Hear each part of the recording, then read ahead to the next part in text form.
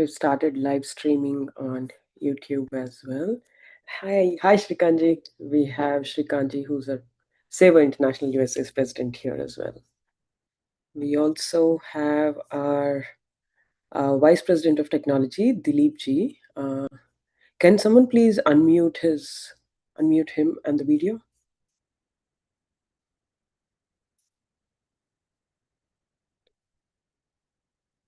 Well, okay, it's officially 1:30, so I'll get started. Namaste, everyone. Thank you so much for joining us on a Sunday morning and afternoon, depending on the time zone that you're in. A very warm welcome to the final conversation of Seva Forum 2026. And through each of these conversations that we've had so far, we've had three so far, one question keeps repeating. How do we build systems that allow people to serve better? And that's where the idea of the Seva Forum comes into picture. It's our flagship convening, and this is our first year. This is the convening of Seva International USA's Thought Leadership Initiative, which is a platform that brings together leaders and practitioners from across sectors to exchange ideas, learn from experience, and think together about how we can strengthen the systems that enable meaningful service and social impact all around. I am Kusma Buddhiraju, and I'm the Associate Director for Thought Leadership and Policy Research at Seva. And I'm very glad to be moderating this final conversation with some of our esteemed panelists here. Over the last 2 days, we've had conversations on volunteerism, youth empowerment and digital opportunity, and healthcare access and medical volunteerism. And if you missed any of those conversations, please don't mind. The sessions are available on our YouTube, and we encourage you to please take a look.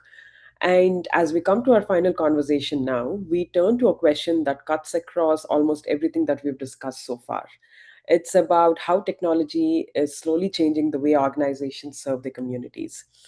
AI, I think, all of us are using it in one form or another, and we understand that it is creating several new possibilities for organizations across the board, be it to improve organizational efficiency, building your own tools, service delivery, or just helping teams work better with data to expand their capacity.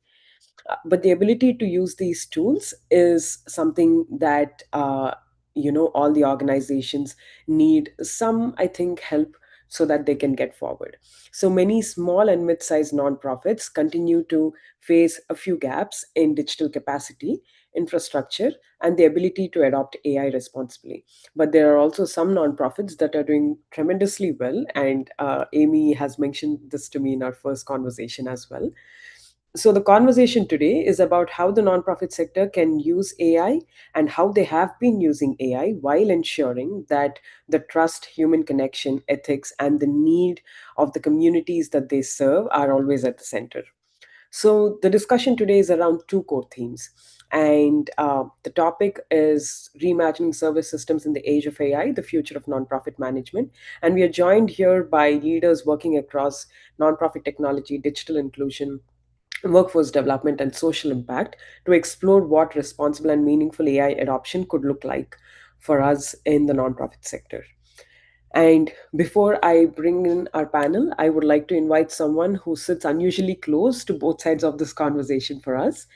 Dilip Karandikar ji is the Vice President of Technology at Seva International USA and a Senior Practice Leader at Amazon Web Services.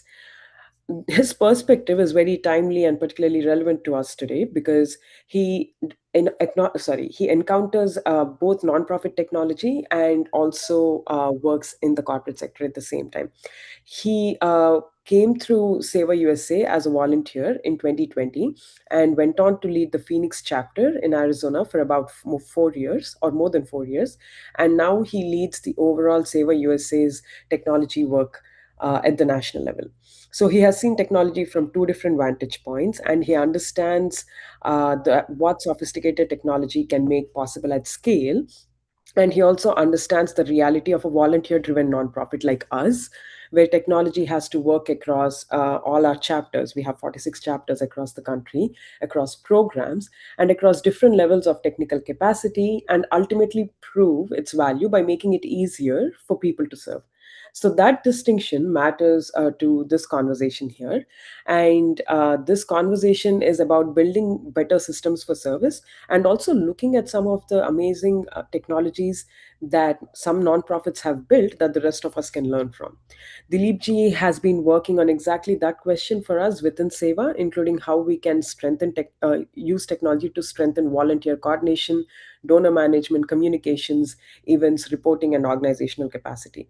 So, for that, I would like to invite Dilip ji. A very warm welcome to you, sir. Please join us in extending, warm regards, and we would love to listen to you. Awesome. Thank you for that fantastic introduction, Kusumaji. So, namaste, everyone. Good morning, afternoon to you. I'm going to take a few minutes and just give you some introduction about Seva USA. Um, so, Seva is a Hindu faith-based American charitable organization that has been serving our local and international communities for more than 23 years. The word in Sanskrit means selfless service, and that is what we believe in, serving anyone, anywhere, regardless of race, religion, nationality, gender. Our broad mission, we do a lot of things, but our broad mission focuses on three areas: disaster relief and recovery, family and child welfare, and promoting a culture of volunteerism. The area of disasters, we wish they don't happen, but unfortunately they do. And this is the area that we do really, really well. You will see our volunteers in yellow t-shirts serving, moving into action, and serving local communities whenever these unfortunate events occur. Few other things. So since 2003, when we came into existence in the US, we have provided relief and recovery efforts to more than 33 disasters, including COVID-19, including hurricanes in Texas and Louisiana, and wildfires in California. Now, as you can see here from this slide, we do have a global presence. So Seva USA started in 2003, but there is a global organization now doing similar things and creating an impact worldwide. Specifically in the US, we have over 5,000 volunteers who are operating in more than 43 chapters in more than 37 states. And you'll see the broad impact here. Since I live in Phoenix and serve in Phoenix as a volunteer, just a quick stat. Here we help support families through emergencies, support Native Americans in the Navajo Nation, and also run a year-long leadership development program for high schoolers. And we've been doing that for many years. Now, a little bit about how our trust and transparency. As you will see here, we have been rated a top 10 donor supported charity by GuideStar, and there are other charity navigator and GuideStar awards that we consistently get through our culture of trust and transparency. One more thing to call out is we have the lowest overhead amongst comparable US charities of our size. About 95 cents of every dollar that we raise goes towards the actual cause. And we do this with a small mission oriented paid staff, but a large number of volunteers, including people like me who serve in the national team, are at board, our advisory members, our project leaders, and everybody who is serving in the chapters. So, our dream is to bring a positive change, not only to ourselves, but to the world that we live in through our service. And that goes towards our motto of together we serve better. So that's a little bit about Seva. Now, the topic at hand, which is all about technology and AI in the nonprofit world. I wanted to just give you a very brief overview of what we have been doing in Sewa. So, over the past year, we've been on a technology transformation journey and we made a good progress. And we'll talk about it across three fronts. So, first is about building best in class nonprofit solutions. Kusumaji mentioned some of these here about donor management, case management, marketing automation, and more. And the same caliber of tools that you see at well run organizations is what we are building. But here's the interesting part, we are a small team without any traditional in house engineering staff. So we're building a lot of this by leaning heavily on AI tools like Claude and more that are being used to shorten the knowledge curve on all of these capabilities and help us build them faster, build and scale them without the need to hire large architectural and engineering teams. In fact, just this slide was built using Claude. So by vibing with it and Claude learning about all of the history of what we have been doing. Second, I think this topic, you all will cover this. Operational efficiency is what we are focused on. And really, the efficiency is to drive scale in how we serve our constituents. So, faster newsletter creations and distribution, IT help desk, service desk automation, so that tickets and other needs of our volunteers are taken care of in a faster and quick turnaround manner. None of this is glamorous, but adds to a real time give back for all of our staff and our volunteers. And last is about leading responsibly. So, it is not about reducing the headcount or staff. We operate on a very, very thin staff anyway, but really scaling the impact and doing it in a responsible way. Clear guidelines on how to use AI, clear stewardship of the data that our donors and partners trust us with. And that's what we've been doing. So, our philosophy has been to empower people through technology, not to replace their judgment, always human in the loop, and really driving better solutions for our constituents. So, I'll leave it with that. I'm looking forward to a great panel discussion. Thank you. Thank you for the opportunity. Thank you so much, Dilip ji. We really appreciate you joining us and giving your perspective and your experience here. And we understand that you deliberately bring together people within Seva to ensure that we try to inculcate digital inclusion and make sure that we are working towards an equitable technology policy within the organization. So, with no further ado, I will go to our brilliant panelists. We have four panelists today, and I'm going to start introducing one by one. So, first of all, I am delighted to welcome Gina D. Cooper Benjamin, who is the Deputy Director of the National Digital Inclusion Alliance. Gina brings nearly 2 decades of work with under resourced communities and underserved populations, particularly at the intersection of technology, education, housing, data, and opportunity. And that perspective matters enormously in an AI conversation. So, before we because we ask what the newest technology can do for us, Gina's work asks us to confront a more basic and a more essential question. It's about who actually has the infrastructure or skills or resources or support systems required to benefit from it. And at NDIA, she works within a national network advancing digital equity while staying deeply connected to the community organizations that experience that digital divide on the ground. So we believe that she brings in an important lens for our discussion today about whether the AI revolution will narrow existing gaps or build another layer on top of them. Gina, welcome and thank you so much for joining us today. Thank you for having. Next, Oh, sorry. No, Thank no, no, you. go ahead. Thank you. Next, I'm very pleased to welcome Amy Sample Ward. They are the CEO of NTEN. Amy has spent their career across direct service, policy, philanthropy, community building, and nonprofit capacity development, with one consistent question running through that work.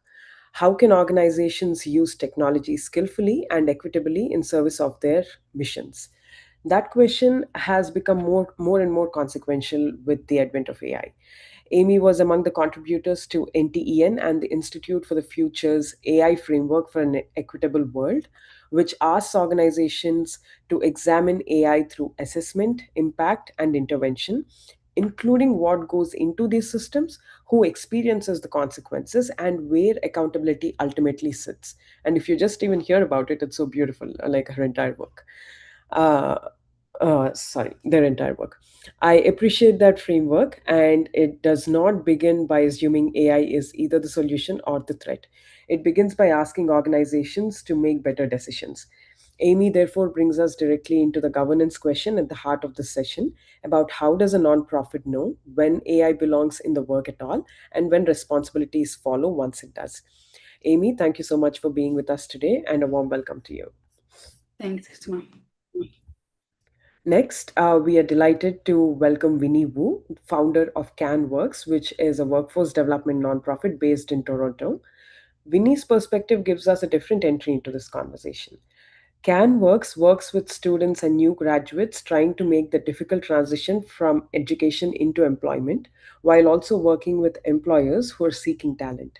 Her work focuses on something that is becoming an increasingly important a question in an AI shaped economy. It's about the distance between having the potential and being visible to the systems that distribute opportunities at the end of the day. So, in that regard, CanWorks has been building pathways around real world experience, employer connections, mentoring, labor market awareness, and tools that help young people navigate the job search. And Winnie also brings experience in program management and data analytics, including exposure to artificial intelligence and machine learning. So that helps her see AI from different capacities. So, Winnie, thank you so much for joining us today. A very warm welcome to you. And finally, I am very pleased to welcome Lily, who is the Chief Technology Community Officer at the Kapoor Center. Lily's career itself crosses some of the worlds we are trying to bring together today. She began as an engineer, later worked in open innovation and technology partnerships, and today works at the intersection of technology, economic justice, and community power. At the Kapoor Center, she co leads the Equitable Tech Policy Initiative with work spanning the digital divide, new workforce models, responsible emerging tech, civic engagement, and technology capacity of civic organizations. That gives Lily a particularly valuable vantage point because she understands the technology itself, and her work asks a larger question about who gets to shape that technological future, who benefits from it, and where communities historically excluded from technology are merely being invited to use new systems or actually being given the opportunity to influence them. Lily, thank you so much for joining us today and a very warm welcome to you. So now I will make sure that we enter the panel discussion round, and this will be the first round where we have some several layers of the challenge representing here about who has access, whether organizations have the capacity to adopt technology well, how AI should be governed once it enters mission-driven work, what is it doing to help people and workforce, and ultimately who gets a voice in deciding what technological progress should look like. So, with no further delay, my first question would be to Gina. Gina, your work has been, has had a focus on making technology work for communities that are often underserved. In that regard, how do you think nonprofits can make sure that the AI is responding to real community needs rather than simply adopting technology because either it's new or it's available? Oh, okay. So first, I want to thank you, Kusama, and thank Sewa for hosting this conversation and for the work that you do every day to serve communities. And thank you to my fellow panelists, Amy, Lily, and Winnie, for sharing this opportunity with me today. You all do you're all such amazing leaders in the social impact and enterprise ecosystem. I wanted to acknowledge that up front. Um, I think that for me, I have to start the answer to this question with the acknowledgement and rooted in honesty, in the acknowledgement that about the complexity of AI, and not just what it is, but all of the tools that now exist that we use to support us. Yes, let's ask what nonprofits can do. And I think there's an opportunity to kind of like not let companies who create AI tools off that easy. So I'll touch on both a little bit for a balanced perspective. I have very strong personal feelings about AI. I know a lot of people do, and about some of the infrastructure behind it, those data centers. I have concerns about power and extraction, privacy impacts on the environment and our social impact, and who benefits from the systems. Okay.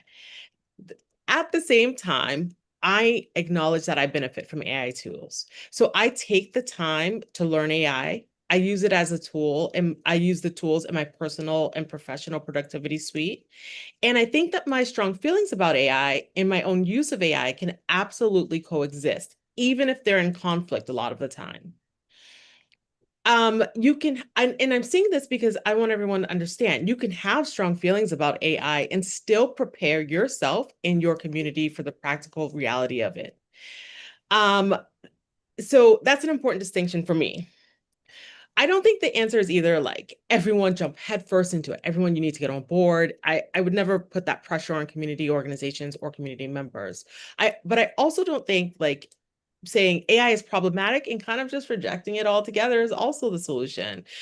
I would love it if we had spaces for people to think critically and make informed decisions. So for nonprofits, what that means is starting with the community's actual needs rather than starting with the technology. Um, when we start here, I think that we learn a little bit more. We're not starting at AI. We learned that digital inclusion is already a struggle for many communities without even thinking about AI yet. So how can our community members even start thinking about AI when access, that's connectivity in computers, skills, foundational trust, trust of technology, that allow them to participate in our digital world is still very much a barrier. Affordability also, how can our community members even start thinking about AI when it's difficult to afford access to digital spaces where AI tools are utilized? I'm asking these questions out loud, but I also frequently ask myself these questions. So I would say now we can't just skip over all of that and jump right into AI. I'm just acknowledging it up front. So when I say that this is complex, this is a part of what I mean by the complexity. One of the things that I learned from one of my team members, Pamela, when I want an automation or a system to do something specific, I will go to her and I say, I want this. And she'll push back and she'll say to me, let's start with what problem are you trying to solve? And so I'm going to encourage nonprofits in that way. Don't ask where can we use AI tools or decide what you want from them first. In many places, AI already exists. Ask what problems are we trying to solve? Would AI actually make this problem better? Is it going to help us? Who benefits from that? What harm might this cause? And what alternatives exist as well? AI may not always be the solution. I said that I was going to touch on like the companies that build a little bit too. So because I don't want this to be a what can nonprofits do alone. So I also want to recognize that there's a power imbalance here. Companies building AI tools have enormous resources and influence. While many of the communities and us are affected by these systems, we don't have a lot of say all the time in how they're designed, developed, and deployed. And I want to recognize that and recognize that I still believe that community voices are important when defining the community centered problems and ideating around solutions. I think that for nonprofits, skilling is very important. People need to understand how automation works, how AI systems work at a level that allows them to make informed decisions. This is not just about how do I use a chat GPT. It's about understanding what chat GPT is, what's coming out, the outputs from chat GPT, and you making an informed decision around that. I would ask, I will always also ask a lot of questions. So here are some questions I ask. I always ask, where's the data coming from? What is the source of this data? Do I trust this data? Is it accurate? How is it being used? What decisions are being automated? What happens when something is wrong? What choices do I actually have in like the what I'm being given? It's okay to ask questions and to question all of this. And the reality is, you may have very strong feelings about AI, but you also have to understand, like, you might apply to a job, your dream job, and they might say every employee here has a personal AI agent. What are you going to do then? So these are like, it's AI is already in our lives. And my point is not that you have to love AI. My point is that you should understand it well enough to make informed decisions about how you participate. I think I do think that nonprofits have an important role in helping people develop that kind of agency. We can help people move beyond being, passive consumers of AI tools. We can help them understand what they control, what they can question, what they can opt out of, where they have influence. And that correct connects. And I think that for 1 second, sorry.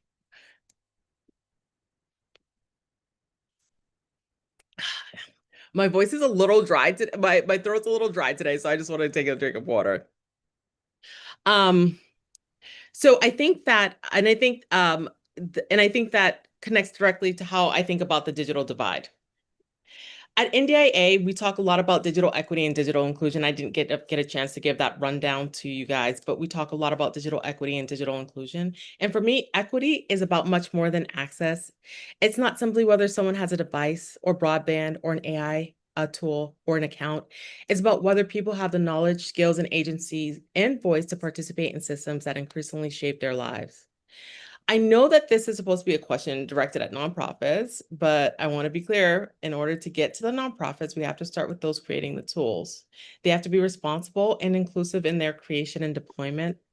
I also think about those we elect and how they have to take steps to regulate. Not only should end users have a voice in development and deployment, those supporting end users, nonprofit practitioners should too, and regulation should include their voices around safety and use. We need to think about the full structure, the data systems, the algorithms, the infrastructure. I want people to be critical thinkers about AI, and this includes nonprofits helping community members. But I also really want them to be prepared about it. And so to that end, I think the real goal here is not necessarily like creating AI tools all the time or throwing AI tools, but it's really about agency. We should be helping communities become knowledgeable enough to say, here's how AI can help me this time. Here's what I don't want it doing. Here are my concerns, and here's how I want these AI solutions and tools to work for me. So those are just some of my thoughts. No, thank you, thank you. And we'll make this more conversational. So if anyone wants to add on to that, while Amy, I also have my next question for you. But if we can combine a couple of perspectives as well. If that's the case, and we are confronting several realities at the same time about equitable access, about people who have to end up using systems that they do not themselves build, and everything else. In this whole, what do you say? Everything is moving at the same time. How can nonprofits even begin exploring AI, or how have they already begun exploring AI? And how should leaders decide when can it genuinely add value? Because Gina was also mentioning that you need to start with a question about what are we trying to solve and when does it add value. So how should the leaders decide that particular question, and where it may or may not be the right solution? Yeah. Yeah, just a 8-hour answer that I will launch into now. I mean, I totally uplift what Gina said, that we shouldn't be walking around looking where we can put AI, but instead should be looking at our work, and AI can be one of many tools in our toolkit. And actually AI itself is many tools in that toolkit. I think one place that I thought would be helpful to start in hearing our conversation so far today is N10 partnered with Bridgespan to do a research project around how AI adoption and governance is actually happening in the sector. And that report is not out, otherwise I would link it to you all, but it will come out in 2 weeks. But a few highlights that are relevant to this question about how we figure out if it or assess if it is really of value to us. So in that research report, we did ask folks for what their role was in their organization so that we could understand if there were differences across an organization's team, as well as just different mission areas or geographies. And there were. Leadership staff have very different experience of AI right now than staff. It is far more positive for leaders than it is for staff. And essentially, the closer you are to your community and to your service role, the more concerns you have. The further from that you are, the better it all looks, which totally makes sense, I think, for folks who work in this sector to understand that that's not a new kind of map onto our experiences. One piece that is really, I think, illuminating to your question of how do we figure out where it's actually valuable is in the report, or in this survey rather, but this will be in the report, 70% of folks, regardless of what job position they're in or what mission area they're in or geography, said they really do believe there are meaningful ways to use AI at their organization. 4% said that they are using it meaningfully. So everybody has bought into the idea that has been marketed to us by billions of dollars worth of marketing that AI is valuable and we need it and we want it and we should be using it. And 4% of people have found a way that they believe is meaningful. So that divide, isn't to say shame on those 66%, they need to go find a meaningful way. It's to say it isn't necessarily out of the box meaningful for us, right? Just getting a commercial tool and putting it to use in your organization isn't automatically meaningful to your mission.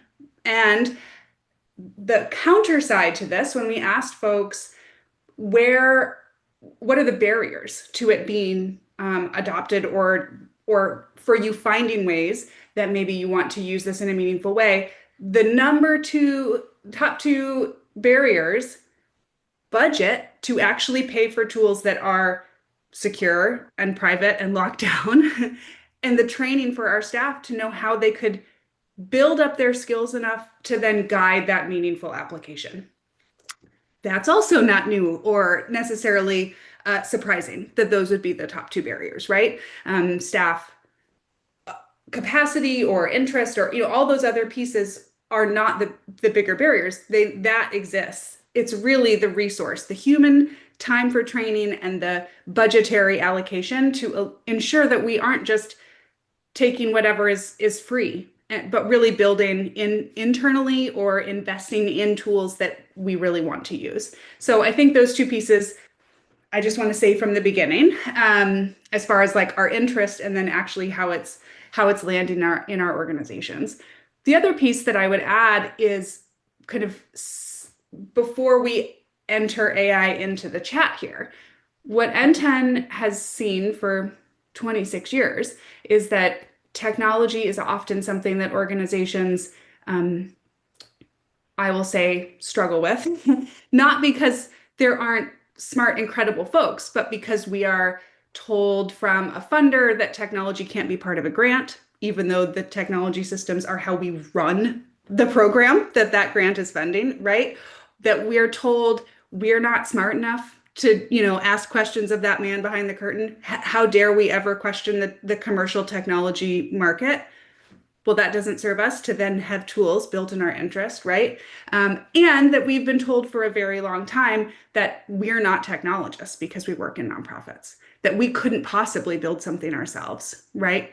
And none of those beliefs serve us, but also just an invitation to set them down because we didn't make up those beliefs. They have been told to us, and we can just set them down and move forward without those beliefs, because there are incredible folks in every organization, right? And even to Dilip's intro, even on a small team, there are ways, if technology is a valued part of the organization's mission delivery, to invest in that technology. I do want to address, though, in that intro, was some of those same, I think, myths that an organization is better by having less overhead. Technology and people are not overhead. You cannot have a mission without them. And so every organization needs to see all of those investments are part of delivering on your mission, and not that they are separate from the good work that you do, and separate as overhead. I really want to make sure that we're seeing how we can accidentally take on those same myths and position ourselves as if we're not investing in our mission and the communities that we serve. Lots more, and I'll try and pull up on my other screen some more highlights from the research, just to give folks a sneak peek. No, thank you so much. That was really helpful. Next, Vinny, I'll just go on to you. We've heard from both Gina and Amy right now on the perception that, nonprofits may or may not have the overhead, or like basically, like, where does the need start? How do we look at that need? And how can we even manage perceptions around commercial AI being utilized in nonprofits? So from that side, you've worked in the corporate sector yourself, and you're also running CanWorks, which is helping people trying, looking to enter the workforce.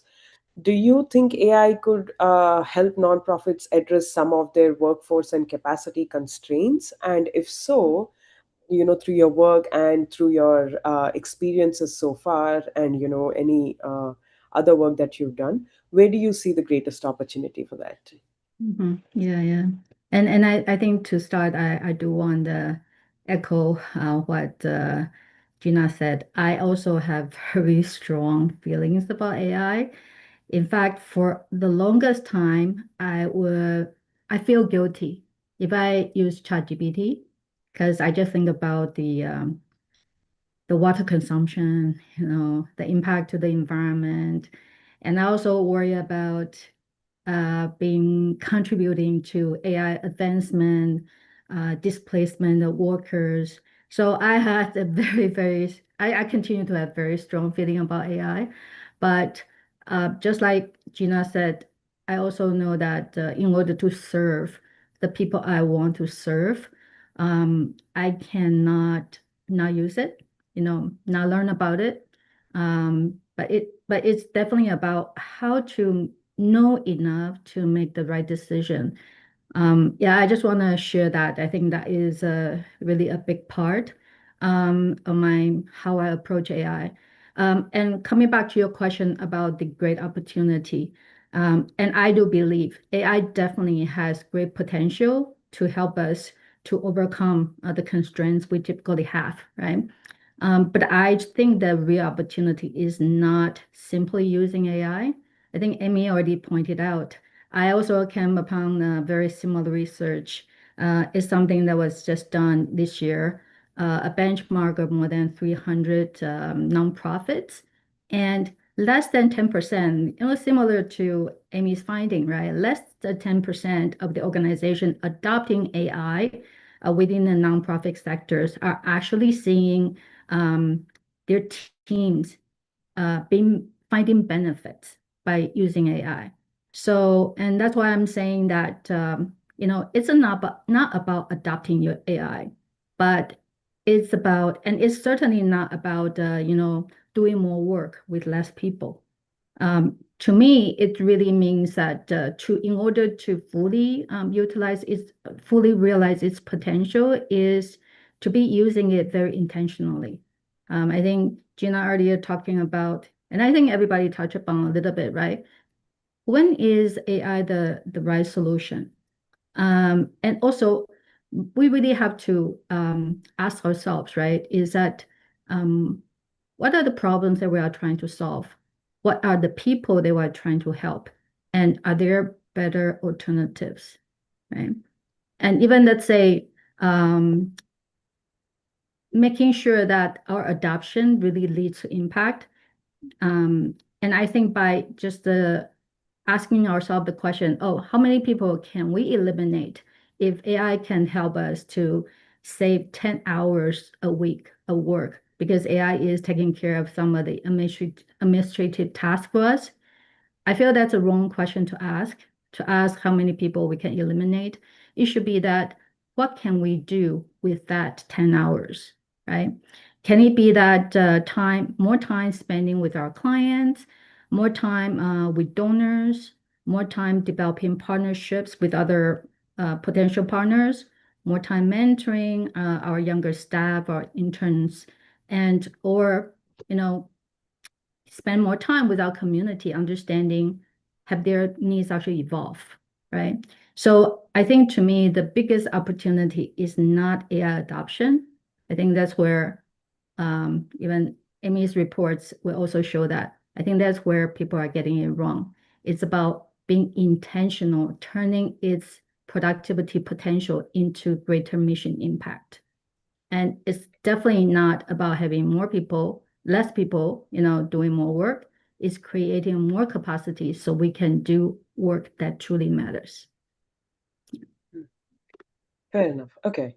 I think we still have to understand like the workforce, and capacity. I think under constraints about how we can look for talent for like when companies are looking for talent, and also for young people who are trying to get into the workforce.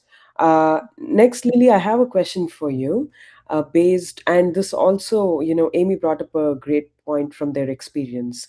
It was about the funders who fund, many different causes sometimes have clauses that you probably cannot use it for technology or for a certain specific issue. So, how do you think we can focus on closing that digital divide?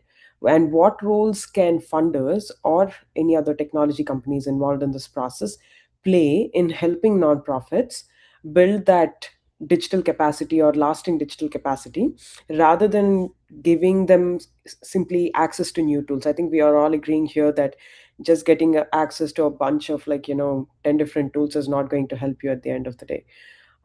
So how do you like what are your thoughts on that particular thing?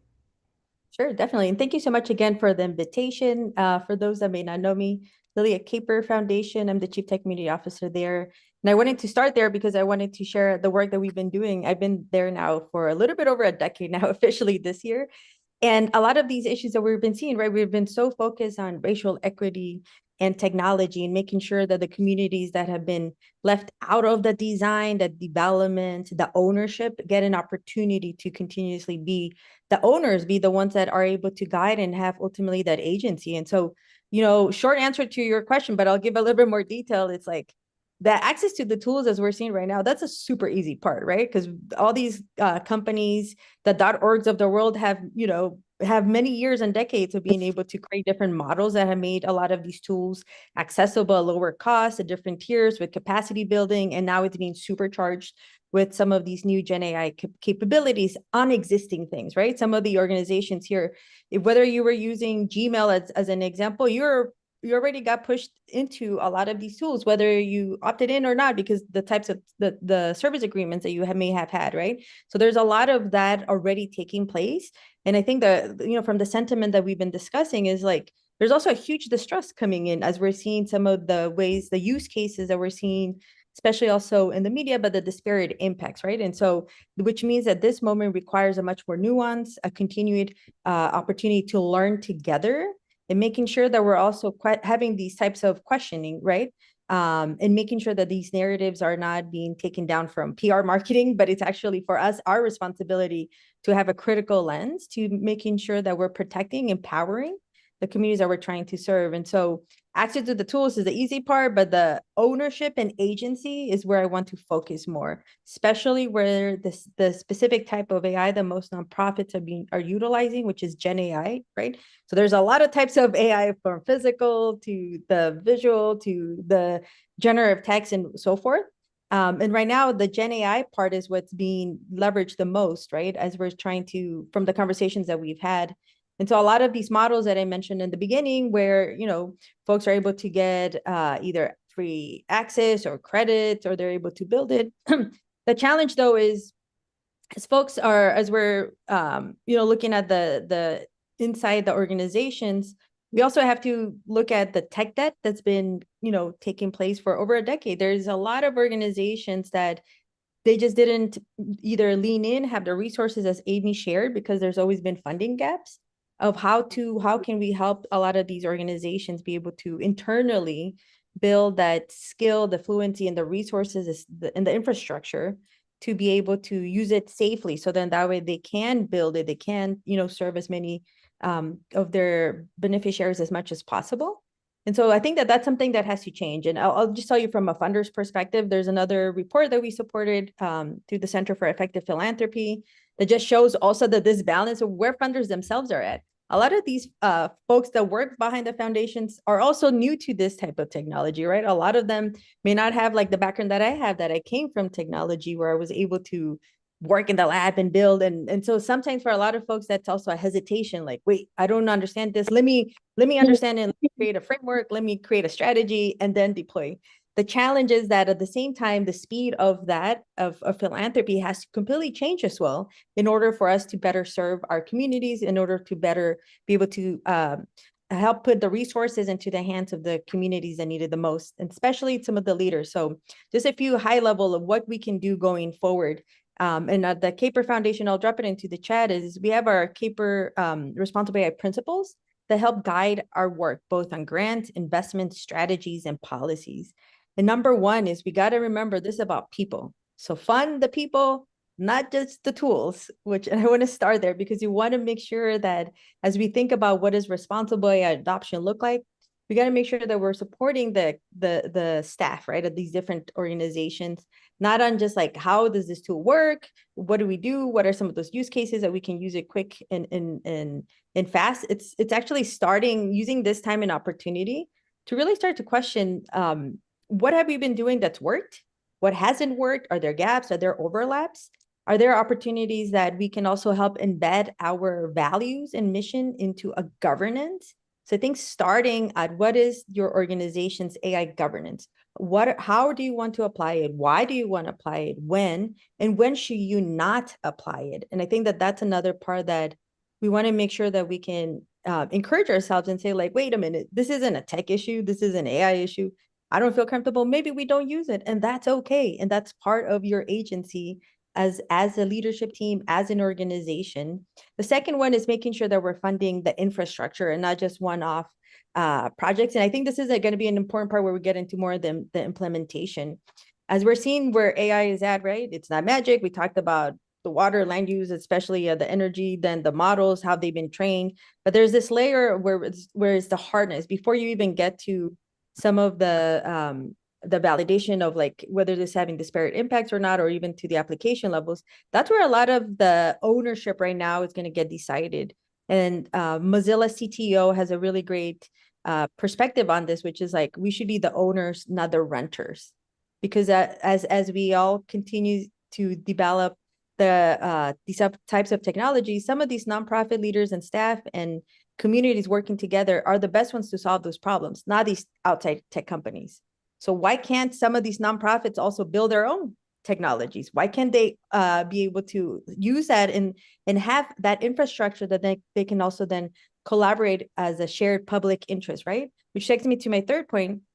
We want to make sure that we're also advocating for more opportunity for organizations to have shared infrastructure, where now they're able to, instead of having them always, one organization build the same thing over and over and over, what would it look like if we had a much more public interest technology infrastructure perspective?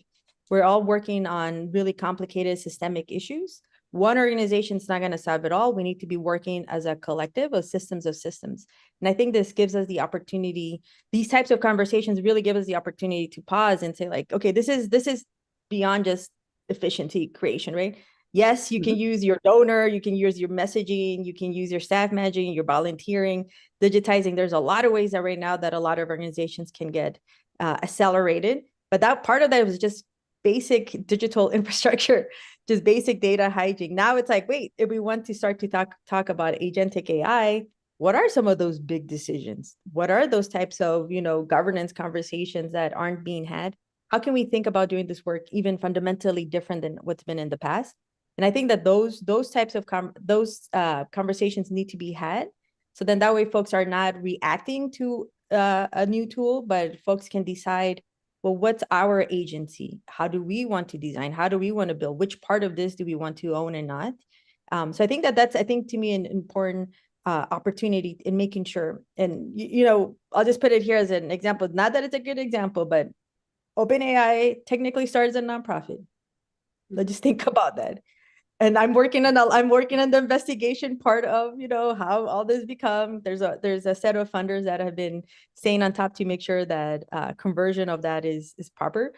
But that's just an example, right? Of the legal structure doesn't mean that you can't innovate or you can't build things. And I think that's a key opportunity for us at the moment. And then being able to ultimately going back to people, center what your community really needs. And I think, to me, I see the folks who are closest to the problem as the innovators. So let's help and give them the opportunity to explore and do that in a safe way. And so sandboxing, as an example, is a great way to get started. And I do think, to Amy's point earlier, we definitely need to have more funders themselves be able to think about it a little bit more in the startup way, which is like, okay, let's do a sprint, let's do some hypothesis testing, let's see. Let's be a little bit more experimental in the sense of from a sandboxing of the technology itself, for them to think about, well, maybe it doesn't have to be, our traditional way of how we fund large projects and these types of data gathering and reporting. I think there are opportunities to break some of these larger funding opportunities into smaller chunks, but then that they can build into a larger picture. I think organizations need some of that space to just explore, and sandboxing is a great approach to do that. And so, funders are going to have to ourselves continue to get educated, continue to stay on the ground, be able to support the communities and provide that space and extra opportunity. And just a quick plug, Humanity AI we're part of a larger collaborative with other foundations where we also want to make sure that this isn't just about technology adoption. It's like in service of what, right? The arts, the humanities, democracy, security, education, et cetera. And so I think it's a really exciting time, and I really am excited to see where the community and the leaders with the community, to me, that's where most of the information that has yet to come is going to come from. No, that's amazing. And I genuinely appreciated your point about nonprofits coming together and working, like sandboxing a model, for example. I think because at the end of the day, all of you are right, that it's not for lack of technical talent. It's not for lack of an ambition or anything from the nonprofit sector to be able to build something. And you're right, OpenAI itself initially started off as a nonprofit itself. I think it's a So good example. So just for the record, just from classification. Uh, so definitely, because Amy was also bringing up the question of guardrails. Like we all want to be able to use. Yes, at the end of the day, if we end up adopting AI into our, work, everyday work or life for various reasons, there is still a huge question about how the data is being used. I mean, that's a whole another conversation about what's happening with the data, or where is it getting stored, or how is it being mined, and several other questions about protection and privacy for individuals. What happens if the legal systems actually, come into picture due to some other reasons? And we've had several cases run in that particular sphere too. But I think that would take me away from the conversation that we're trying to have right now. So what I'll do is I'll go on to the next question in terms of how we plan for today. And in that regard, Gina, like larger nonprofits like we were talking about sometimes may have more resources and infrastructure to experiment with AI, like based on some of the answers that we've heard so far. And Lily, thank you so much for mentioning Humanity AI. But there are also many other grassroots organizations which are still operating with limited technology, funding, or staff capacity based on, again, all of the other constraints that we've spoken about. But with some slow adoption of AI over time, do you end up seeing, like, how do you see this gap either widening or getting shorter, and what would it take to make sure, what would it take on the end of funders? I think Lily sampled us for a bit about how funders can change their models as well, but are there any other strategies to ensure that grassroots organizations are not left behind in this race? Yes. Okay. So I think the first question you asked is AI gonna widen the gap? And let me think about this. Yes, absolutely. 100%, 1,000%. I cannot emphasize that enough. Um, AI can absolutely widen the gap if adoption is treated as an individual nonprofit responsibility. To me, the answer isn't simply grassroots organizations like need more training, or large nonprofits, especially, are taking all of the resources. I'm kind of never gonna pit those two groups against one another. The reason that smaller grassroots organizations, larger nonprofits and grassroots organizations work very well collaboratively to make society and communities better, right? There's no way that with all the billionaires and all the resources that exist in this world, that it's large nonprofits that are being looked at as the reason that grassroots organizations do not have the resources they need. That's my personal, take on it. And so I think the mistake would be to say a grassroots organization, you need to figure it out. Many of these organizations are already operating with limited funding, limited staff, and like technology. We shouldn't add another unfunded mandate to their plate. I think for me, there needs to be a broader ecosystem of responsibility. A lot of people like to talk about infrastructures nowadays, so infrastructure of accountability. I don't know if I made that term up, but I kind of, think I did. So I'm gonna claim it. Involving like funders, technology companies, nonprofits, and communities, and they all need to be at the table together.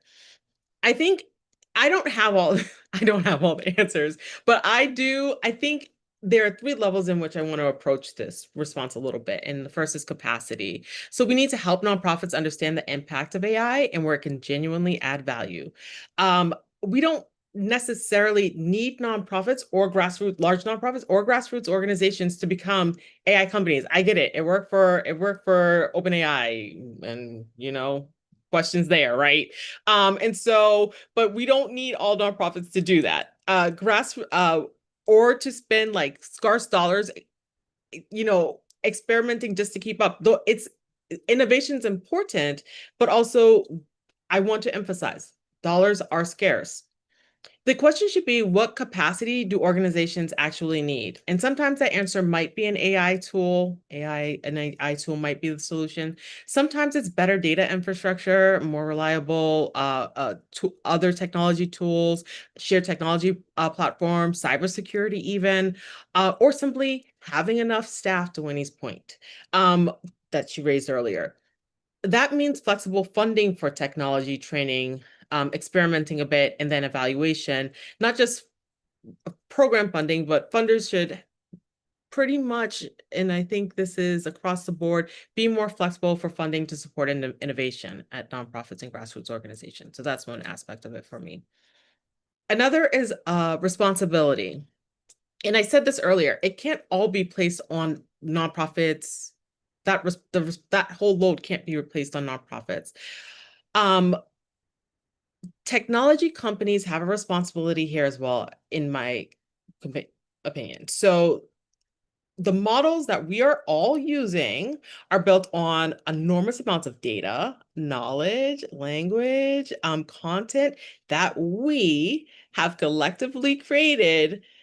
And I think it starts with a bigger picture. What does the technology sector owe back to the communities from which it extracts value? That is the question I have. And I don't actually have an answer to that question, but maybe someone here does. I don't have an exact answer. I just know they owe us something. If they can create the amount of economic value to create billionaires and trillionaires from our collective knowledge, how does some of that value flow back into our communities? At the least, I think they should be putting some residuals from our intellectual investments and contributions from the products that they build back into grassroots organizations, training or upskilling community members, building shared infrastructure, supporting digital skills, control over data, workforce development in particular, and sustainable long-term relationships. And then the last thing I will talk about is regulation. And this is not really my wheelhouse. But I'm going to, I do think I've been thinking about this a little bit. If we don't want to leave nonprofit organizations behind, then we need a regulatory environment that doesn't make responsible AI something only well-resourced organizations or companies can afford. Good AI policy should protect communities while also making like compliance and responsible adoption feasible for smaller organizations. And that's where it gets back to your grassroots part of the question. So we shouldn't be creating systems where only those with the most money can afford to use AI safely. That's how we got here. That's how we create the gaps. Like affordability is one of the greatest barriers. Remember, the goal for me is agency. It's to make sure that our community members and our nonprofit organizations, grassroots organizations, they have the choice, capacity, and voice to decide whether AI is useful for them. Yeah, and so I think that is, those are like, I would start in those 3 areas, but I don't actually think those are the only things. I just think that's where we should start having meaningful conversations. You're on mute, sorry. I just I just realized. Uh, no, that's a fair point. But I think building on to that thinking, one of the things I think that directly takes us partly into governance as well at the end of the day. And we see that there is a striking gap usually emerging between adoption and governance. For example, there was a 2026 sector survey that nearly 8 in 10 charities or nonprofits using or exploring AI, but only 18% of them have a formal AI policy, or at least just 6% of them are conducting risk assessments of AI use cases. Now, you know, Amy, this question is for you, but everyone else feel free to jump as well. How, like, are nonprofits, the ones that are adopting AI, are they doing it faster than they're able to develop the institutional capacity to govern it? And what is the minimum governance that you would want to be in place before AI touches beneficiary data or program decisions? Because nonprofits hold some of the most sensitive information people give them Yeah. about health, income, immigration. Yeah. Yes. The answer is yes. Use is far outpacing governance.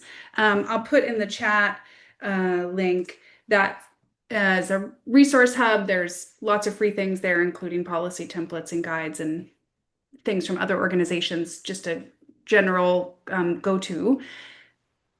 A few things about this. We also saw this really reinforced in the survey I mentioned earlier that'll be out in a couple weeks.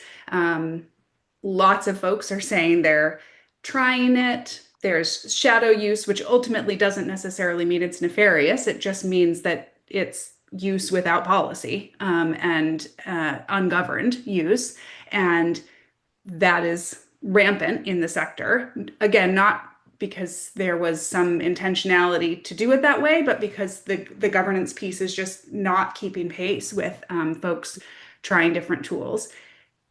In complement to the research that we did with Bridgespan, we also coordinated with independent sector who did research around nonprofit use of AI, but they did that research with the public and asked, would you trust an organization that was using these AI tools? Would you not trust an organization? And the general public was more likely to not trust an organization that was using these tools than to trust it. And I think that's important. Incredibly high public response that if a nonprofit were using these tools, the expectation is that it's disclosed. So then we take that layer back to what we just said about organizations using these tools without governance in place. Well, part of governance is a disclosure policy, is the language to even know what to disclose and where and how to disclose it. So I think we are in a really tenuous moment for trust with our communities. And part of that, in my work, I think it's really important to remember that our colleagues are part of our communities. Are we building trust as a team? Are we building trust with our volunteers, our board, our program participants, all of those different groups that kind of surround our mission? And like I said, I think it's a very vulnerable moment for that trust right now, either breaking or building. And what's great about this vulnerable moment is it's all choices. We get to choose to build trust in this, and there's no time like now to go invest in that trust building. I think the other layer I wanted to add on, and let me see if I found the report is about 75 pages, so I have to find this data. I pulled up a chart where we asked if folks had issues or you know something bad happen. I want to say the most general way because it included a lot of different things because of their AI use. And this is, I think, to complement the idea that we need to have policies in place, that we can't just be trying out a tool in a way that's safe unless we chose to build safety around how we try out that tool. So of folks who said that they knew there had been an incident because of, someone, didn't have to be the whole organization's use of a tool, half of those issues were sensitive, confidential data being put into a tool that should never have been there. That's not surprising to me. I just hope that helps folks see, like, this governance doesn't have to be like a chiseled into stone, important, for all time policy. It just needs to give staff direction on what and how to use the data, the content, the other tools that are in the organization in ways that maintain our duty of care and safety. The next three in that row, so the highest was that sensitive confidential data was used against how it should have been used, but that the content that was an output was misleading or inaccurate, but had been used publicly. So that goes back to our trust issue, right? The next was that it was reputation issue where it wasn't disclosed and a partner or media, et cetera, found it out. And then that the outcome was bias or another element of unfairness contributing to a decision, again, because the tools were not disclosed and managed for the bias that was inherent to them. So I think there's a lot here. And while, yes, our work focuses on equitable impacts of technology, I think that can feel really amorphous to people. And if we think about something like trust, we all know what trust feels like. I can think of somebody that I trust and I can think of somebody that I don't trust, right? And I think that actually helps us to have like a human experience of our filter versus an idea of equitable impacts of technology, because this is human work and this is human decision making that we're trying to center. And so remembering that we can use something like trust as a filter and a priority and a value to guide, hey, if we don't feel good about disclosing that we used AI in a certain way, we don't hide it. Maybe instead we should say, gosh, maybe we shouldn't have used AI in that way, right? And so how can we really center on our experience delivering our mission, our expertise in our mission and with our community to help us guide the kinds of governance or policies or guardrails that we can put in place for our organization. Can I follow up on that? Because I think it's such an important part of the trust, and I'm putting into the chat of this trust or lack of trust. I was watching some of the Q&A questions. This is the power of the community that's here, all the communities that we serve, because we need to turn that distrust into trust, and that's going to require policies, right? And that's we're seeing some of these global policies around what types of guardrails, who's going to regulate it, who's going to enforce it, what are the consequences. We're seeing those at the national level in the US and the lack thereof, which has created the space that we're in. And as we know, this is the issue of some folks are pushing as hard as possible because it's convenient to their pocketbooks. It's not convenient to the mission.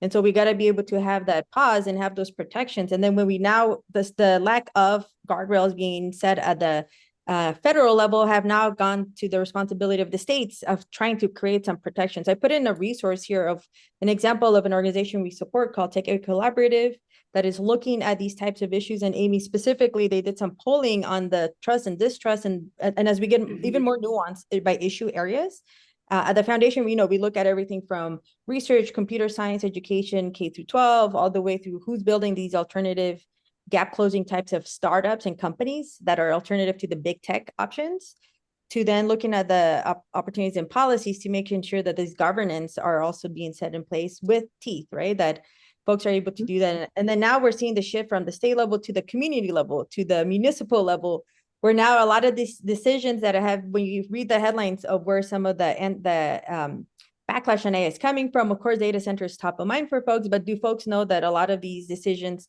it's not only city council, not just mayor, but is your commissioner who actually worked with NDIA to help make internet be accessible for folks, right? These are all these nuanced aspects. I just wanted to double down on that part, because this type of energy needs to be converted into action, both that's helping provide the policies, the governance that we can all as that can benefit from. So it's not just on the nonprofits themselves who are being squeezed out of resources to feel the pressure to adopt, because this is the only way to also achieve some of the mission in a time where some of the funding may feel more limited than in the past and more pressures. And also acknowledging the types of huge problems and of this current political environment that we're in. A lot of the implications of these decisions at the federal level are impacting state, are impacting local. I worked a lot on, we're talking about AI adoption. A lot of these communities that are servicing some of the most in need don't even have access to internet.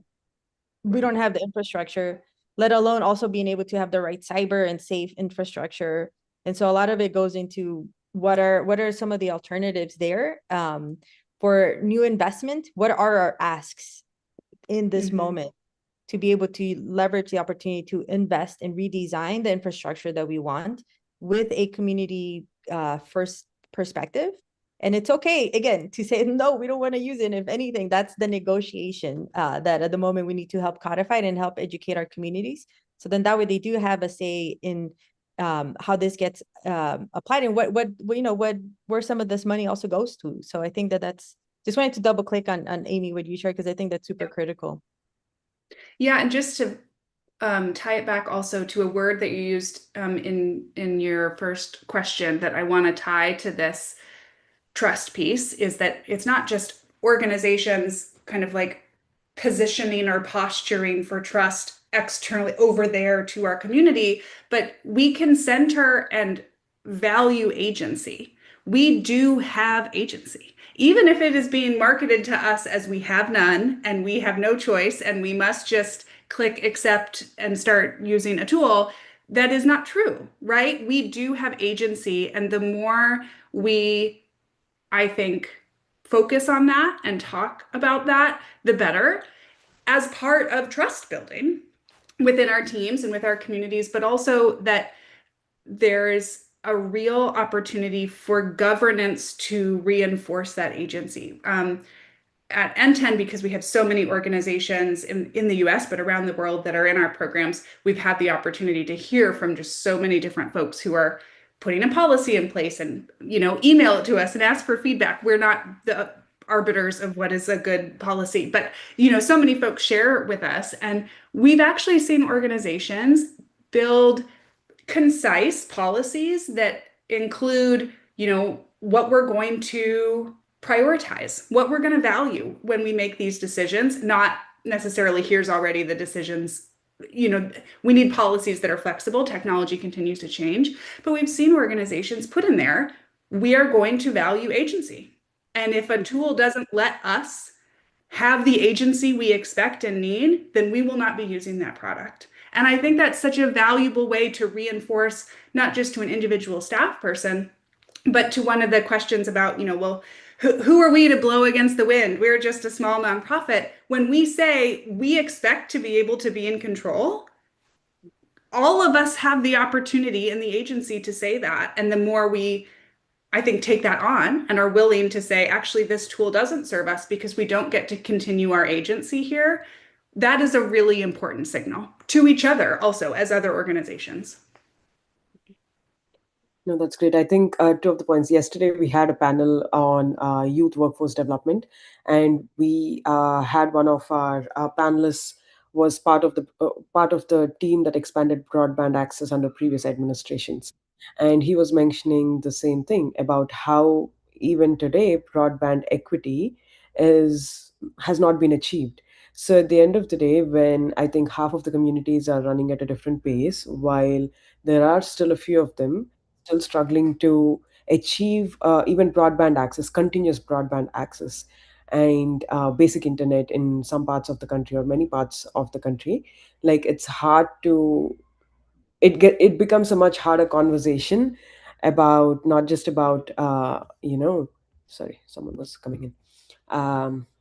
The use of AI and everything, but it's just about in general, like equity from so many different lens, because at the end of the day, everything is all the systems or all the problems are so interconnected from one to the next that it was just a fascinating conversation yesterday. And when Lily brought up broadband equity, that was something that I remembered. Because Yeah. you know, a lot of those decisions are also business decisions. There's a reason the technology of 20, more than 20 years ago, I had access to Wi-Fi. I was taking classes, graduate level classes online. The technology has existed. Unfortunately, is these types of business decisions. And going back to Amy's, and sorry to interrupt, but I think that that's the other part. We have to remember the agency, because now it's been 20 years later. Imagine what we could have done if we would have, continually questioned these types of business decisions to where we're at now. And so I think it's that agency is number one. And I think that these conversations and having that concerted vision of where we want to move and where we don't, and making sure that, that I think that's a moment of right now that it's very important to catalyze again into action and demands. True, true. And from here, moving on to human judgment in general, because at the end of the day, Vinny, this one was for you for workforce development. Many companies, for example, they're trying to use AI to do the foundational research, or this is just the first draft of a particular project and everything else, and they're removing the first layer of workforce, or at least many of them have tried, and they're slowly realizing that it's not working in their favor. So when that is happening, how is it that someone can, I mean, these are the people who at the end of the day, over time, have to become managers and directors and, all those other different levels in different organizations. But if you try to use AI without thinking too much, I guess, and I think that goes into the conversation of thinking about why should we use AI in the first place.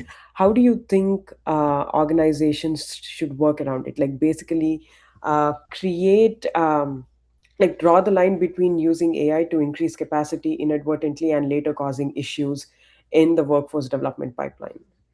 How the Yeah, human I about AI is lost. yeah. I actually the impact on the workforce development is, it's very dear to my heart. And actually, so before I answer the question, because I think we're here to reimagine, right? And because I was thinking back about the question Gina was answering earlier, how do we make sure that the grassroots organizations don't fall behind? Lily earlier talk about the shared infrastructure, right? And when Amy mentioned about some organizations that are, I think, a little bit further ahead, right, in terms of developing their governance policies, I feel that all those things can be shared. And I was thinking about reimagining things. Recently, I was working with some Canadian nonprofit leaders, because I feel that there can be a win-win here for the students that I'm trying to help, to help them to build a meaningful career. Because for students and for anybody who attended yesterday's potential to pathway conversation, students actually need opportunity to exercise their skills and their muscles, right? The workplace muscles. So to me, this is actually an opportunity. For example, the conversation I'm having with this particular Canadian nonprofit leader is for the students that's working in CanWorks, for them to help with all these nonprofit organizations AI adoption. So to Gina's point, most nonprofit organization, your resources are already very lean, right? So even to pick a small business case, a small use case to try out, and by the fact that they need to learn about it, it just very impossible. But this is where the students can come in, right? They want the opportunity for real world experience, making impact by adding value to the nonprofit. And then at the same time, it will actually relieve the pressure on the grassroots organization. So I just want to actually mention about this. Yeah. But coming back to your questions about increased capacity and what happens about replacing human judgment. To me, I would say I would draw the line based on the consequence of being wrong. So the higher the consequence, the stronger the requirement should be for human judgment, human oversight, and human control. For example, if AI is actually helping me, right? And I'm very sure lots of people actually use AI for that to summarize a large report, like a 50-page report. And if it gets something wrong, the consequence is probably low, right? But it's very different when AI is helping making decisions. For example, who qualify for particular service, funding, job opportunity, right? Or any other benefits that can significantly affect someone's life. And I think earlier at the beginning, we hear the term human in the loop. And I would actually challenge that we perhaps want to go even beyond human in the loop, because I think some folks believe that, well, if there is a human in the loop, then that's good enough. But I would say that truly we need to go beyond with people simply reviewing, right? The person needs to not simply review and accept what AI recommends. Human beings actually need to continue to have the authority, the expertise, and the time to question the output of AI. And when necessary, also have the authority to override it, right? So to me, I would actually propose and suggest like a simple framework, like humans always question AI output, and human must verify human output, and AI cannot be the decision maker for consequential decisions, right? So I think at the end of the day, the goal is human in control for better outcomes. Yeah. Well, thank you so much. So, I think for the next one, I'll just quickly go around and please ask for what are your recommendations, I guess, for nonprofits at this stage. And you can, break it down however you want by size of nonprofits or the scale of their work or the type of nonprofits. However, what would you recommend that they do in terms of either adopting AI, we all spoke about thoughtful adoption at the end of the day, but not just that. I've loved the conversation around building AI together, and understanding that agency is a great part of it. So where do you think nonprofits should start? I think Amy I will can go start. first and buy everybody some time. You all Yeah. think of good answers, and I'll go first. I think there's a few things. Just to validate that this is not big versus small, we saw organizations of every budget size don't have governance in place, do not know how to make AI be productive for them. So just eliminating, if you're small, do this, if you're larger, do this. No one is doing it well. So I think everyone should start with a policy. It does not need to be that you spend 6 months, you hire a, consultant. Just in your next staff meeting, have a conversation and decide, what will we never put into a commercial tool? Is there data or content that has to remain internal? Just give yourselves a safe working framework and have that in place. Make sure every staff person understands it, so that if you try to test out a new tool, you have that in place to guide it and to give staff the room to know what is and is not going to be safe. That's number one. Number two, we've seen even before AI that organizations that are more effective with any of their technology use or investments have a few practices that they have in place, like very high correlation between these practices and effectiveness. And one is that they regularly talk to organizations, other organizations, not just their own staff, about their technology challenges or questions or what they're doing. Because even if what we're talking about is, I don't know what we're doing, the practice of talking about that with other folks is helping us come up with the questions that we might need to ask, or get ideas for how someone else is doing something. So find other organizations, folks you maybe already meet with once a week, and just add to that conversation. Hey, what are you doing with AI? Are you doing anything? What policy do you have? Right? Just get into a practice of feeling comfortable talking about this, because that's also where you could then say, oh, wow, this organization we already partner with, we already trust. Maybe we could build something together ourselves, right? That serves the work we do together, versus just trying to adopt something that's commercial and then fit it backwards into our work. Like maybe that is then the source of where you could create something together. Can jump in. I Very think on that point, I think at the moment, three key things, and I just reflect on somebody, this is probably my fourth or fifth career, but I would just say be continuous learning. Like I think develop that habit, be comfortable with the unknown. And I know that that's maybe really uncomfortable for a lot of people, but the better you get at adapting and having these types of governance, to have the conversations in shared language, to then have trade-off conversations within the team, but also broadly, and then be able to leverage your voice as well for some of the bigger picture protections, right? And that gets us into the policy lane, et cetera. I think it's going to be really critical to just continuously learn, be okay, doing sandboxing. Again, I just go back to that, because I think you can't critique the technology unless you're actually testing it out.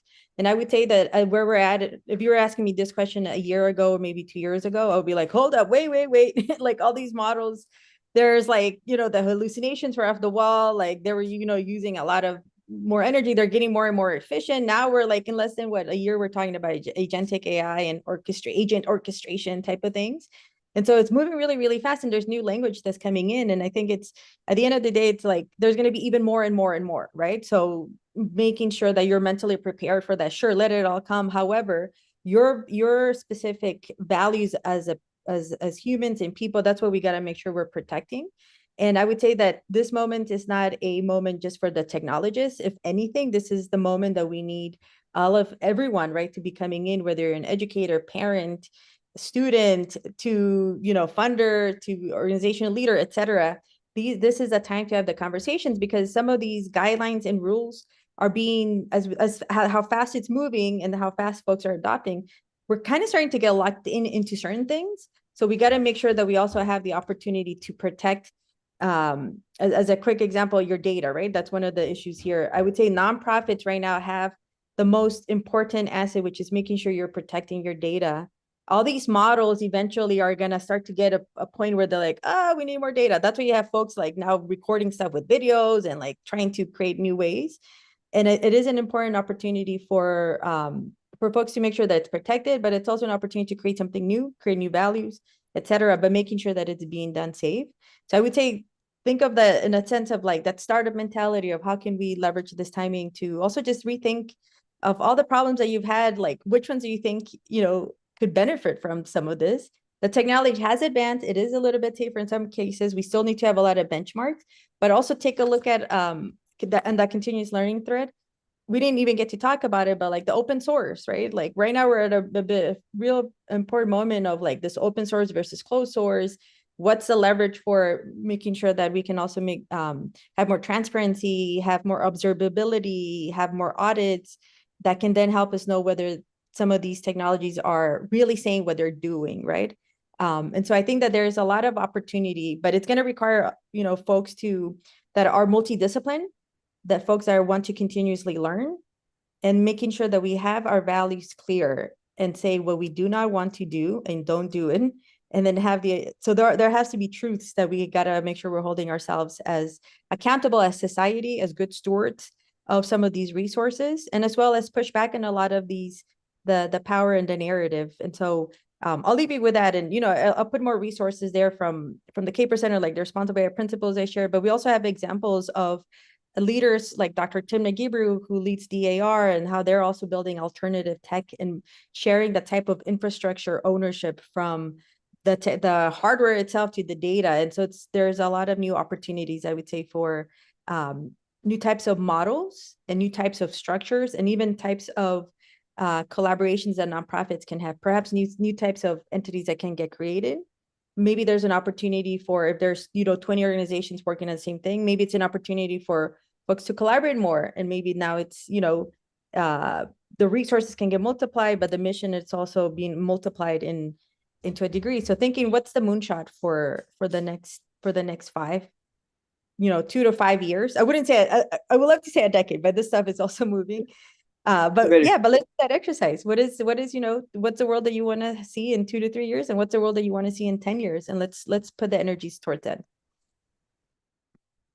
Definitely. Gina, do you want to go next? Gina or Winnie? Yeah, I could go. I mean, I think that what Amy and Lily said were great. So I'm just like, I don't know that I have much to add. But I guess I think one thing that Amy said I would like to repeat is collaborate with peers. Like if you find other practitioners and learn from one another, at NDIA, we always encourage people join working groups or your local digital inclusion coalition. Sorry. And learn from one another. They're all talking about AI and how they're using it and what's working and what their communities are saying. So find other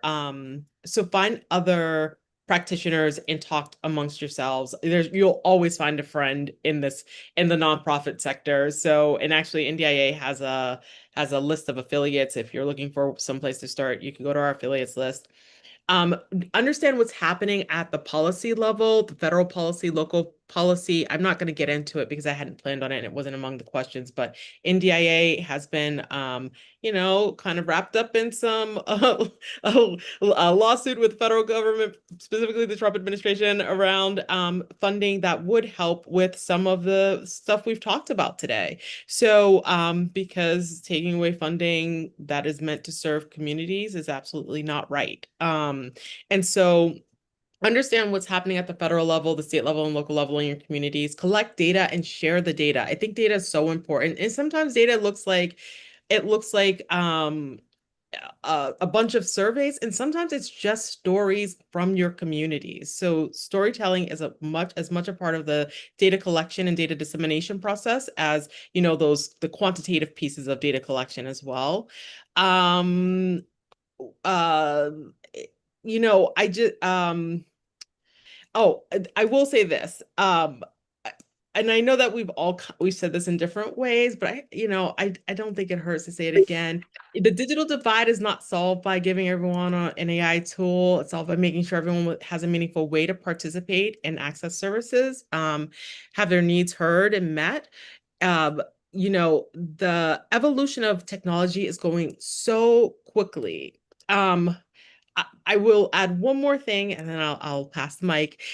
I think that sometimes with the way that technology is evolving, we all, even on an individual level and at an organization level, we feel like in ourselves in a rush to like I have to learn this. I have to understand this. And I would I just have, just a little bit of a caution. We are, while we're watching like these CEOs and engineers race to build and release these technologies at incredible speed, we don't have to follow their examples for like racing to be the first or nonprofit or grassroots organization. We work magic in different ways, and I would like for us all to remember that. And I think that in one of the Lord of the Rings movies, Gandalf says something like, "Wizards are never late, nor are they early. We're right on time. So, don't feel like you're behind just because you're not right now. Don't rush. Don't be in such a rush to say, oh, my nonprofit is doing this or I'm doing this, that you make mistakes because some of the other panelists alluded to this. You don't want to end up in a position where some of the data that you're supposed to be protect from people you're serving ends up somewhere it's not supposed to be. Make sure you have those policies in place that show that you've been thoughtful and intentional about this. Remember our role is fidelity to our missions and protecting the people who trust us. Yeah, so I would just encourage some of the things, the people and remember, at the center, do not center the AI, center the humans. So the people that we serve bring as much value to the technology as people think the technology brings to humans. So center the humans, all of us. So I would say, yeah, there's a whole bunch of, I don't know what. Thank you. That was great. Yeah. Thank you. Yeah, I think everybody makes such a great point already. And so I would just say, my one point to make is AI should be a means to greater mission impact if we ever use it, and not a new mission on its own. So so that's what I will leave with. Yeah. No, that's a great statement. Yeah. Thank you so much. Thank you so much. That was really engaging, and I don't think the time was enough. I thought this might be a very long session, but then there's so much to discuss and learn from each other. And the number of resources you're throwing out, I'm trying to like make sure we save all of them so that we can use them again. And in that regard, what I'll do is I will again invite over Mr. Dilip to give us some concluding remarks for the session. I'll go with summary. Thank you. I think that was fantastic to see five of you really talk about all this for the last hour and a half. It's phenomenal. So I took some notes. I think I really enjoyed this conversation, a lot of learning for me. So just to summarize what I heard, and I'm going to not attribute it to each of you, but really about focus on what we are trying to solve. Amy, you shared this survey, at least a little bit of a preview of this survey that's coming out, and it's a lot of interesting points. I'm looking forward to getting it and reading it. But really, a few things that stood out was investment in technology should not be considered as an overhead. It's needed in order to drive the mission. Then some of you also talked about an important point of leveraging the efficiency that you get out of potential use of AI, not to do more with less, but really to increase the impact. So the mental model cannot be that let's do more with the same or with less, but really let's scale the impact and really benefit our constituents. I loved floating of the idea of public interest technology infrastructure. I think that's pretty cool. Everybody trying to solve the same problem seems very counterintuitive. And hopefully we all can work together. And that goes towards collaborating with others, learning and being curious, that some of you called out. And also about creating the AI use policy. It doesn't have to be consultants and a long drawn thing, just call it out. Communicate to the team on what they cannot do, and how they should use it. That's good.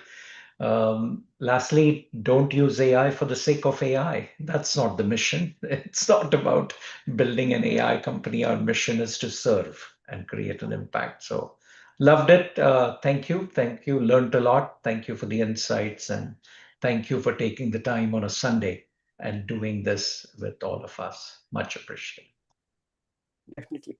Thank you so much, Dilipji, for the concluding remarks. I'll try to briefly recap some of the key takeaways.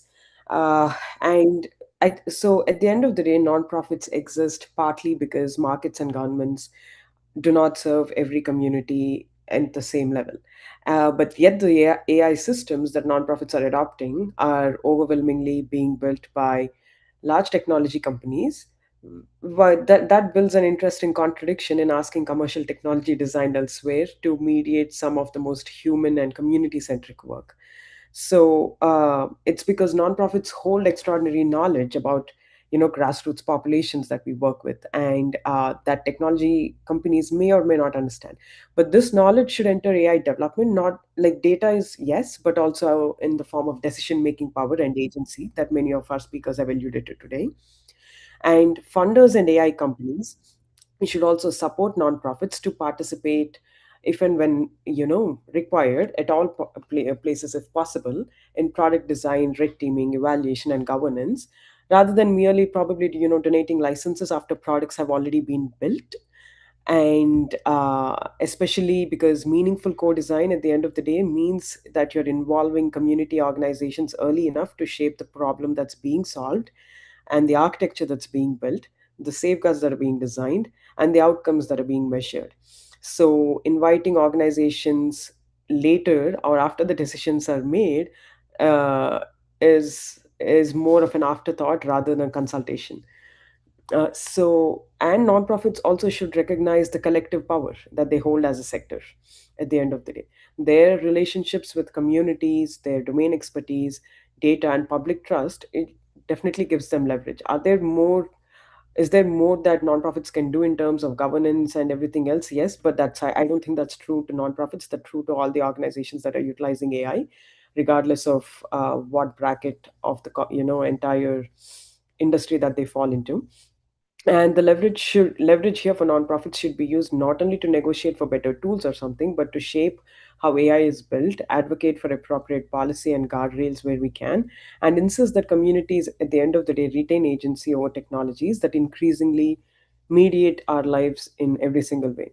Because the question is not simply whether nonprofits will use AI, they will in many ways at whatever pace that they should and at whatever problem statement that they can. The more consequential question at the end of the day that I've realized, or that comes out of this conversation, is on whose terms will we do it.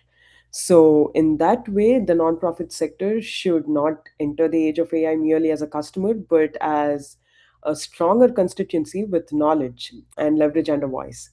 So at the end of the day, technology can become capable of doing more of the work, but deciding what work is worth doing, whose interests it should serve, what values cannot be traded for efficiency, and where a human being must remain accountable are questions of agency, and they cannot be outsourced to any models. So, if AI is going to reshape the systems through which we serve communities, then communities should also have a power in shaping the AI that's going to help them. So, I think that is the real test of responsible AI in the nonprofit sector. And these have, all of your insights have been extremely helpful, and I learned a lot. I'm looking forward to reading the new reports that are coming up, and also to ensure that we work together in the long term. We're always looking to learn from each other. We're always looking to make sure that we understand these systems better, and we look to work with all of you now and in the future. So please keep us in your mind. We will also make sure that we have a detailed event report after this, and we will send them over to you to ensure that we're capturing the right information from today's session before we disseminate it to a larger audience. And on that particular note, I'll also have, because this is our final session for the Sewa Forum, which means that all of you have ended this for us on a very, very strong note and on a very timely topic as well. So now I would just invite Mr. Shrikant, who is the president of Sewa International USA. And he has been with the organization for a long time. Uh, Sorry, am I able to see? Yeah, he has been with us for with the organization for a long time, in Atlanta in 2008. And he has been working, initially he worked with the Bhutanese refugee empowerment program as families were arriving in completely unfamiliar country, and they were trying to begin the difficult work of rebuilding their lives and finding a community there. And what began as service on the ground for him has slowly grown into nearly 2 decades of responsibility at this point. He went on to lead Seva's Atlanta chapter and took on responsibility for the National Fund Development and Partnerships. And during COVID, he also led Seva's National War Room in Atlanta. It was a time when oxygen equipment was desperately required in India, and for a population of that size, anything and everything is always needed. And he opened his own company's warehouse at the time to help Seva receive, organize, and move critical supplies. And last year, he became the fifth president of Seva International USA. Apart from that, Mr. Shrikant is also an entrepreneur and founder and president of GC Ingredients.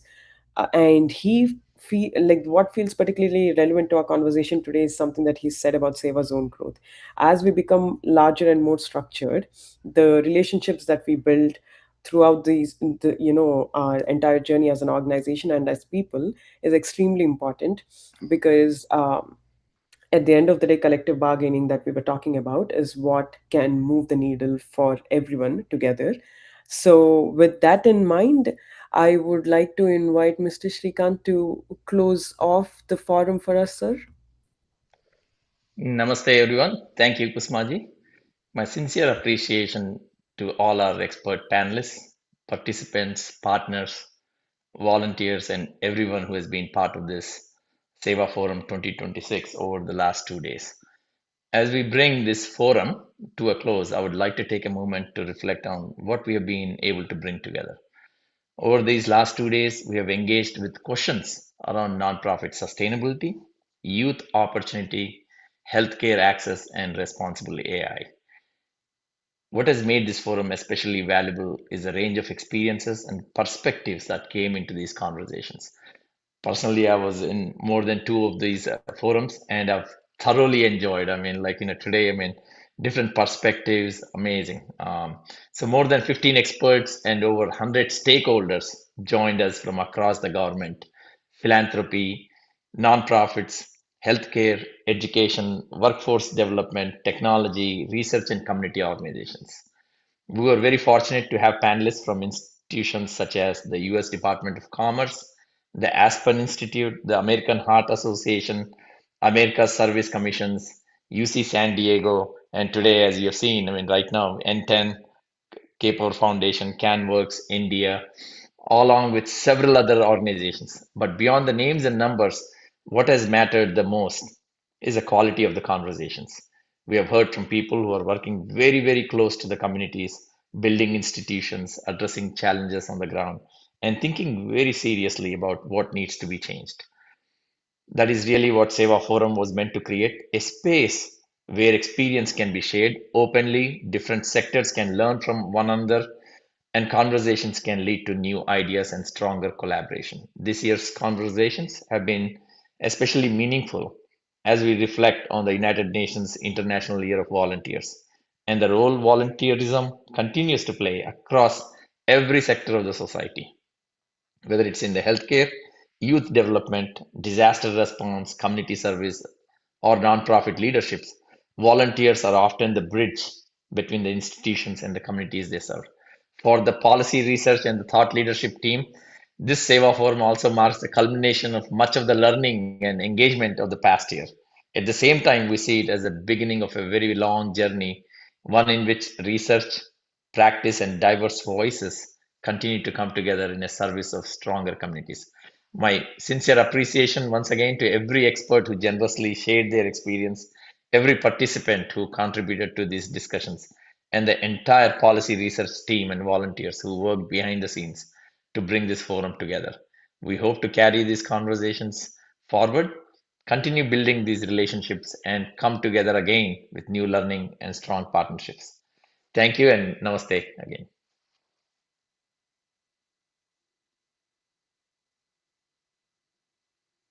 Thank you, everyone.